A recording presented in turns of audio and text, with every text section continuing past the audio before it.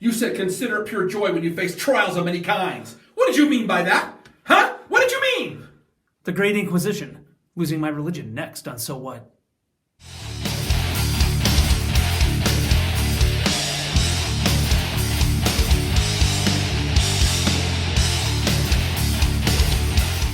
Hi, I'm Don Waite. I'm Mike Wiebe. And I'm Chris Dorman. Welcome back to So What?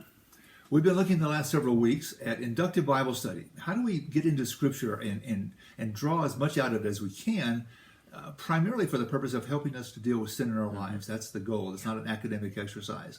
If you've not seen the last 3 podcasts, please go back to one entitled Jesus Wants You to Be Rich. And watch the 2 or 3 before this one. This will give us more of a sense of context of what we're talking about here. Yeah. So here we are, guys, and we've rolled up our sleeves. We're in observation mode right now, right? We have 3 phases of the Inductive Bible Study process, and the first one is observation. And so we started that this last week, and some people have even contributed some feedback to us, and we're going to get to that here in this podcast. But we haven't exhausted observation, so we're going to talk about another piece of that today, right, Mike? Right. An important part of observation, this whole series about the analogy of a crime scene, the analogy of looking for evidence. That's kind of our approach to Scripture. Is we're not coming to a passage knowing what we believe it already says, even if we studied the passage before. We need to come to a passage with an open mind, just as a detective comes to a crime scene, and gathering that evidence to then begin drawing conclusions. So a lot of that has to do with asking questions about the passage. And over the last several weeks, we've been doing that. Last week, we actually began the observation process with James 1 through 8. And we've had observations where we've circled repeated words, we've drawn lines to connect related words, all for the idea of seeing what is this writer saying? What does it say before we move into interpretation? What does it mean? And then ultimately, what does it mean for me, the application part? So as a detective compiles evidence, he or she will then begin to ask questions about that evidence. This is the crime that took place. This is the evidence that I have. Yeah. Does this piece of evidence relate to the crime? How do I know that? We're coming to the Scripture. We want to ask questions of the text to help broaden and open up our minds and our hearts to that we might see and know and understand. And so a big part of the observation phase is asking questions about the text. Now, if you've looked at Mike's blog, goodnotsafe.com, if you haven't done that, please do so. Mm-hmm. But there's some great resources there. And what Mike has done, he's taken James 1 through 8, the passage that we've been looking at, and he's posed a whole bunch of questions about the text. And last week we told you we were going to talk about our own questions about the text. And maybe you compare them to maybe the questions that came to your mind as you were reading. So I was just doing some work, and I sort of penned this, and I think we'll probably put a picture of this up just so you can actually see how terrible my penmanship is. Because it really is really, really bad. But if you recall from a couple of weeks ago, one of the first things that Mike did is he circled James. Well, why would you do that? Well, because you don't want to presume that this is who the author is, right? Because there's more than one James mentioned in the Bible. So we want to know who that is. But a couple of the questions, other questions that came to mind besides that one, I was like, well, first of all, he starts the letter with, consider it pure joy, my brothers, whenever you face trials of many kinds. Now, that's not a great way to start a letter. So one of the questions I asked is, why would you start a letter like that? Why would you start a letter like that?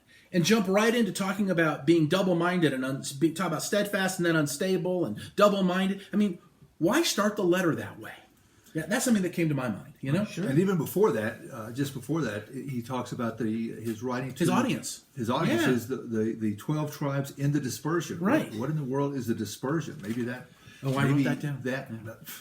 Maybe that has something to do with why he starts with trials. Maybe there's a connection between dispersion and trials. Dispersion, they're scattered. What is that?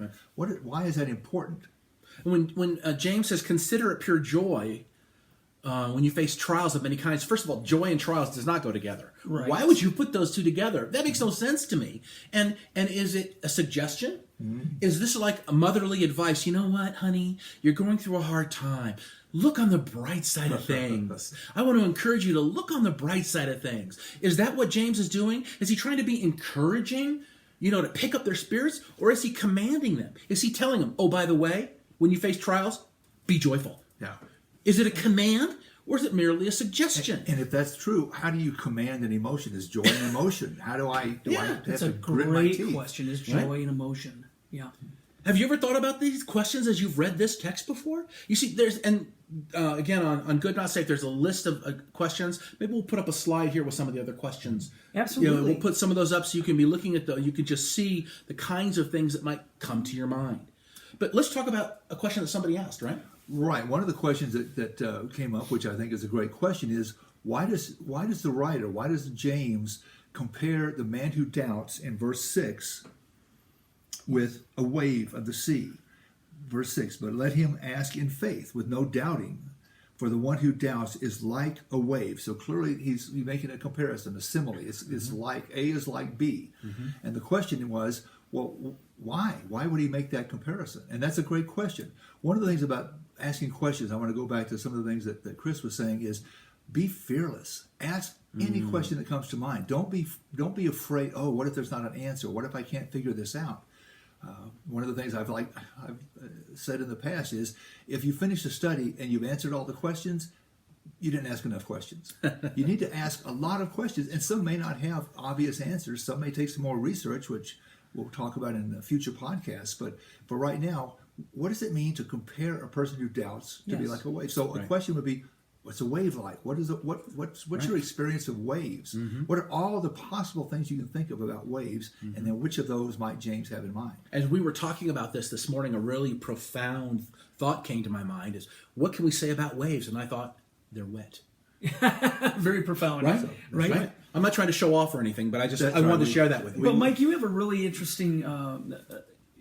you asked a really good question, which is what really do we think of when we think of a wave? Because everybody's got a different context, right? Chris, you grew up on the coast, and so you were around an ocean. I grew up in Illinois, and I saw amber waves of grain, right? I mean, it's like, so you're in the middle of the country. I mean, what you think of when you think of the idea of waves is possibly different than maybe what James had in mind. So what is he saying? Right. So what do you think of with waves? What do you think of when you think of a wave? What are the different things that come to mind? I think of seasickness. Okay. Why? Why is seasickness? Because I've been on 2 cruises, and my wife, and I've been on a ship that's going like this, and we're like, I don't necessarily feel that great. Okay, so rocking along. What about yours? So I grew up in South Texas, so I don't have a lot of opinions. Waves can be overwhelming. Okay. I'm thinking like of a riptide. It comes in and pulls you out to sea. Powerful, unpredictable. They change. Every wave is different from the one before, like snowflakes. Every wave is different than the one before, and you really never know what's going to hit you until it actually hits you. If you're in the middle of the water, in the middle of the ocean when a wave comes, you get what you get. One of the comments on the YouTube was that the idea of a wave, what came to mind was a tsunami which is powerful and destructive and awful. Right. So how do we decide which of those connotations, which of those ideas James had in mind? What do? We just pick one and go from there, or do we? Is there a way to actually think about what James had in mind? We close our eyes and we drop our finger, and wherever our finger lands, that's the answer. Okay, and that wraps up today's podcast. Thank you for tuning in. No, we can actually go to the text, and James actually provides some description of what he means. Yes, look at the text and see what else does he say. He doesn't use the word wave just in isolation. What else does James say? He says he's blown and tossed by the wind. That man should not think he will receive anything from the Lord. He's double-minded, unstable in all he does. When you think about being in the water, bobbing up and down, you know what? There's nothing firm underneath you, right? And so you're going to be pushed wherever the water is going to go. And when it comes to our theology and our relationship with God, you know what? That's not good. We don't want to be pushed wherever our feelings, emotions, the tide of public opinion would take us. We want to be grounded in the Word. We want to be on stable ground. Right. And which fits right in with what you might think of as bookends in this passage. In verse 3 and 4, James talks about steadfastness. And then at the end of this passage in verse 8, he talks about unstable. So he's clearly talking about the contrast between stability or steadfastness. And so I think the idea of a wave is not about its power, not about seasickness, but it's about the instability, about how, as Chris was saying, it can just push us wherever we want to go because of doubt. So the doubting is what enables us, or enables our emotions to control us. And so you could tell that we're moving here now from asking questions into, like, what does it mean? What does it mean? Right. And we're going to talk more about that in the next podcast. But we really we can't emphasize enough that you need to take the time to ask questions. Yes. And there's nothing too trivial. At the end of the day, when you get your list of questions, some of them may not be all that consequential. But you know what? As you build those lists of questions, you are going to encounter very important observations and questions that you have about the text. Right. And that's going to help inform then our interpretation, right, Mike? Right. And interpretation is what we're going to spend the next several weeks on, okay? And that, actually, I have to say, I'm really looking forward to it. I really, really am. I hope you continue to tune in. Thank you for tuning in, my friends, and I'll talk to you in 2 weeks.